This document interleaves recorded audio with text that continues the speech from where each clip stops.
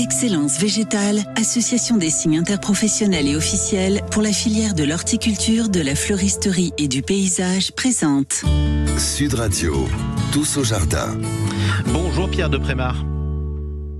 Bonjour. Bienvenue sur Sud Radio, gérant du domaine Chapelan à Fézin.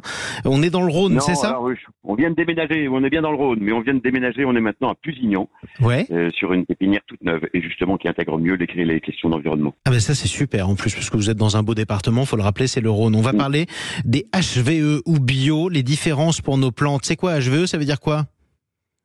HVE, ça veut dire haute valeur environnementale. C'est un label qui a été construit par le ministère de l'Agriculture au moment du Grenelle de l'environnement.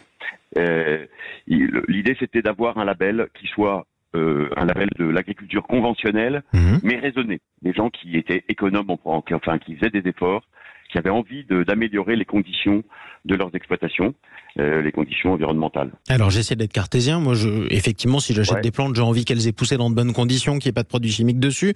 Mais du coup c'est quoi les différences entre haute valeur environnementale et bio ? Parce qu'à force avec des labels on s'y perd un peu, non ? Oui, c'est même le bio est pas toujours bien compris.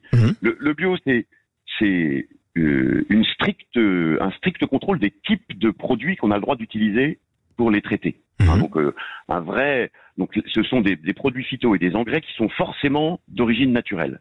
Donc c'est vraiment très restrictif sur le rien de chimique, rien d'artificiel en tout cas. Alors chimie, la cuisine c'est de la chimie. Bien sûr. C'est toujours mais rien d'artificiel. Mais rien qui soit des produits de synthèse purs. Voilà. Donc c'est le plus exigeant. Dans le HVE, on va avoir des phytos normaux, mais ils seront contrôlés en quantité. Et ces contrôles sont quantitatifs. C'est pas seulement je dis que j'ai envie de faire des efforts, c'est des efforts qui sont mesurés. Donc on est ce qu'on appelait autrefois l'agriculture raisonnée. J'essaye de... C'est l'agriculture propre et modérée en même temps. On surveille, on sait ce qu'on a. On a parlé des plantes. De quel type de plantes on parle ? L'ensemble des végétaux qui sont vendus par les producteurs, qui sont vendus par les jardineries, qui sont vendus dans les grandes surfaces et qui viennent de France, puisque moi, on pensait bien que j'encourage à acheter des plantes françaises. Donc, quand on met un label de protection de l'environnement comme bio ou HVE et le logo Fleur de France, on a un ensemble, puisque le logo Fleur de France oblige maintenant à avoir un ensemble de bonnes pratiques sur l'environnement, donc soit du bio, soit du HVE, soit du plante bleue, puisque dans la profession, on avait développé un label plante bleue qui est encore un peu plus complet que le HVE.